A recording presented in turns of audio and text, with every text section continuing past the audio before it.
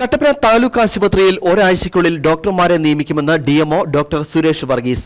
Congress Kattappana block committee നൽകിയ നിവേദനത്തെ തുടർന്നാണ് ജില്ലാ മെഡിക്കൽ ഓഫീസർ ഡോക്ടർമാരുടെ കുറവ് നികത്തുമെന്ന് അറിയിച്ചത്.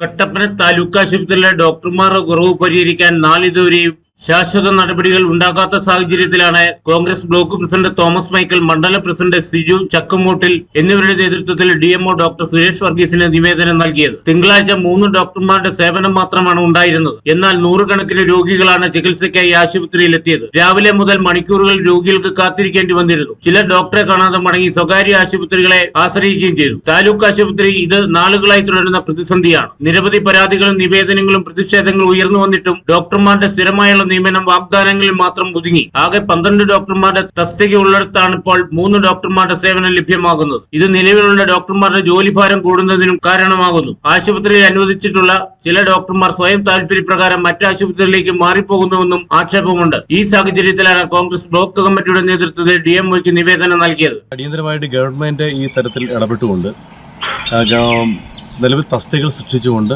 ഡോക്ടേഴ്സിനെ ഇടുക്കിയിലേക്ക് അധികമായി ഇനി പുതിയ തസ്തികകൾ സൃഷ്ടിക്കാൻ സാധിച്ചില്ല എങ്കിൽ പോലും നിലവിൽ മറ്റുള്ള ജില്ലകളിൽ നിന്നും വർക്ക് അറേഞ്ച്മെൻറ്റിൻ്റെ ഭാഗമായിട്ട് ഇടുക്കിയിലേക്ക് ഡോക്ടേഴ്സിനെ കൊണ്ടുവരികയും അതോടൊപ്പം തന്നെ ഡോക്ടേഴ്സിന് കുറവുള്ള സ്ഥലത്തേക്ക് ഡോക്ടേഴ്സിനെ നിയമിക്കുകയും ചെയ്ത് കട്ടപ്പന പോലുള്ള വിഷയങ്ങൾ പരിഹരിക്കാൻ സാധിക്കും.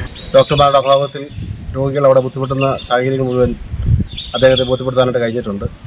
അടിസ്ഥാനത്തിൽ അടിയന്തരമായി ഈ വിഷയത്തിൽ ഇടപെടാം എന്നുള്ള വാക്ക് ഡിഎംഒ നൽകിയിരിക്കുകയാണ്.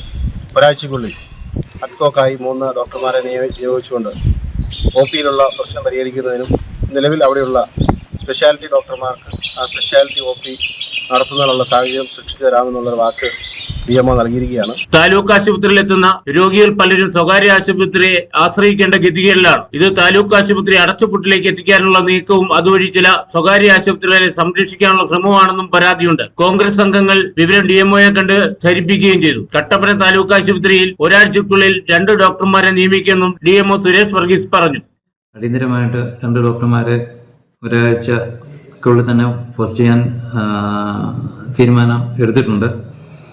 മറ്റു വകുപ്പുകളുടെ പ്രവർത്തനം നല്ല രീതിയിൽ നടക്കുവാനായിട്ടുള്ള സഹകരണം എല്ലാ ഭാഗത്തും നമുക്കുണ്ട്.